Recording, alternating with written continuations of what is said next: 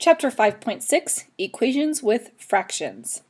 Some of this chapter is going to ask you to use mental math.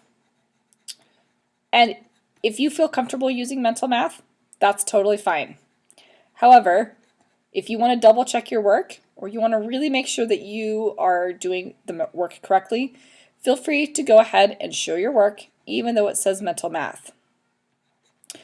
Now, if it does not say use mental math, you must show your work, okay? So please only use mental math if the question or the directions specifically ask you to use mental math, okay? All right, we're going to head kind of back into chapter 3 where we were working with algebraic expressions in example number 1.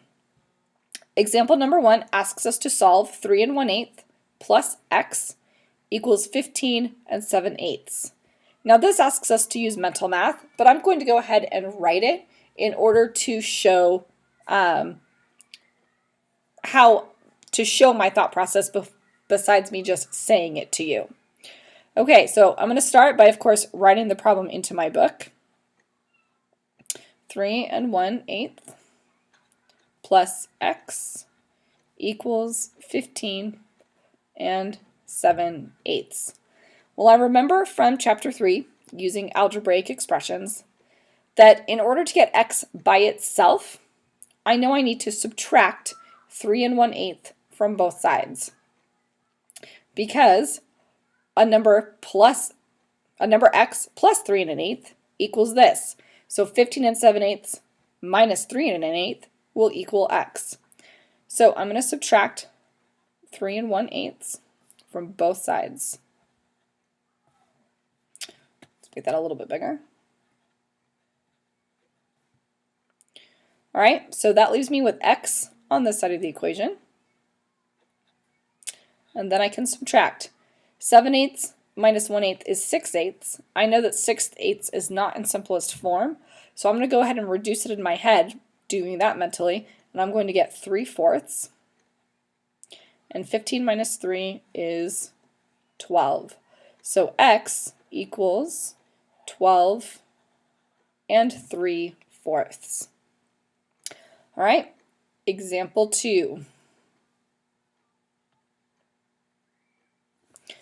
Solve x minus 1/3 equals 5/6. So again, I'm going to rewrite the problem. X minus 1/3 equals 5/6. Now this time I have a subtraction problem. So I'm going to do the opposite in order to get x by itself. I'm going to add 1/3 to each side. So that gets x by itself. So x equals 5/6 plus 1/3. But I can't add those because they are not like denominators. So I need to change this 1/3 into sixths. So now I'm going to add 5/6 plus this 2/6, which equals 7/6. Of course, I can't leave 7/6 like that. So 7 divided by 6 is 1, with 1 left over. So x actually equals 1 1/6.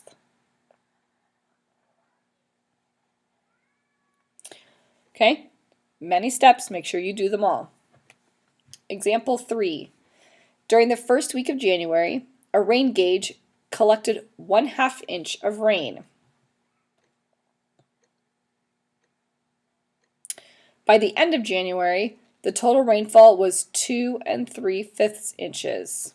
How much rain fell after the first week of January? So I'm going to take my total,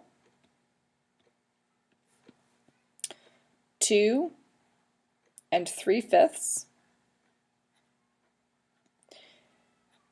So here's my total. Subtract the first week, 1/2 inch, and that will equal x, 2nd through 4th weeks. Okay, so 2 and 3/5 minus 1/2. Neither of those have common denominators, so I'm going to rewrite my problem vertically. 2 and 3/5 minus 1/2. Be sure to line up your fractions. I need a common denominator, which is 10.